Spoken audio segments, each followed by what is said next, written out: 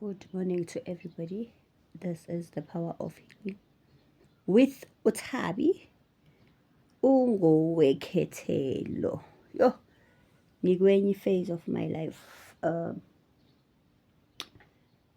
phase where this is the only thing I can eat. Nyama ayingeni. Nyama ayingeni yonke. Fish, chicken. Vorse, yabaka phakathi, beef, you name it, I get.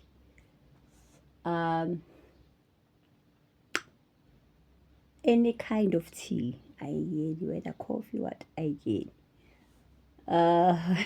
Sikwa as get. Pastry, I get. So basically, ngiphila nama beans, nama liquids like yogurt, amaheu, multigrade. So stomach ulcers also are, guys, dangerous. Check it about stomach ulcers.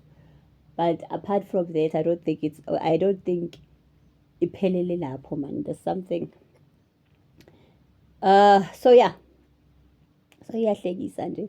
Ngikwenye phase, guys, and I understand. I think a few months ago I made a video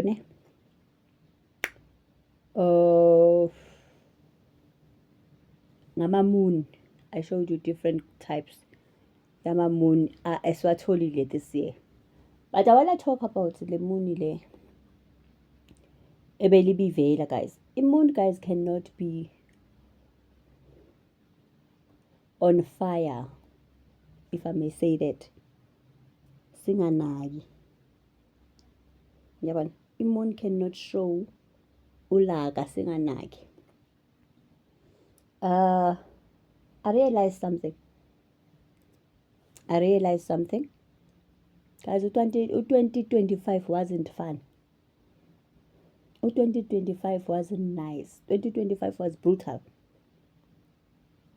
If when awubonanga any shift from March empilweni yakho, awubonanga any shift nje ebuhlungu, siyakubongela.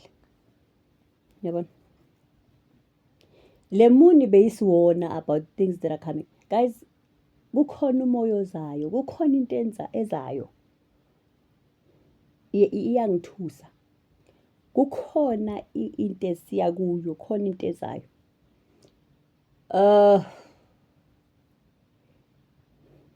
Yeah. Kukhona into ezayo. If you've got somebody asisho kanje. If you've got somebody mhlawumbe sebudlelwane naye and you guys are okay, stick to that. If unendlu or nomuzi that you feel ukuthi awu kuthi ungamove or anything, guys, don't. Yabona right now, wherever you are, stay there. Wherever you are, sisazodingana. Stay there. If you were planning on doing something different about something, please don't. Linda. Khona into ezayo esiya kuyo siyakhuphuka. No man, 2025, I'm in a phase where I'm floating. For the first time in my life, I'm floating because yabona ngathi ngisemkhathini. Ne? I'm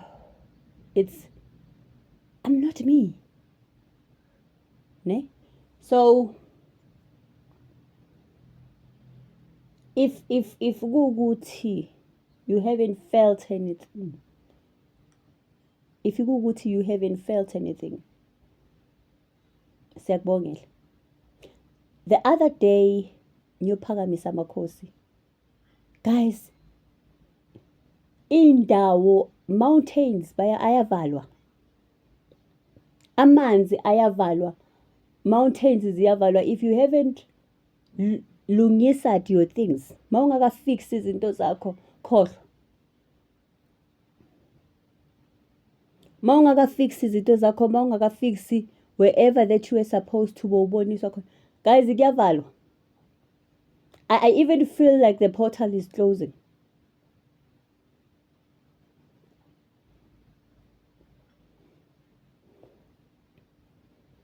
Yo, izinto ziyavalwa. You know, when I saw ukuthi nama ATMs ayavalwa, I was like, yeah. Kuyashintsha manje, kushintsha ukwenza. Angazi. Hayi man.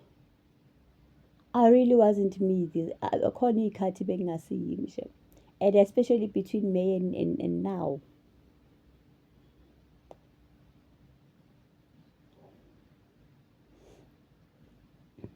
Guys, darkness is taking over. And if kukuthi awuboni, if kukuthi iy'nduku zakho zempi awuyilungisile,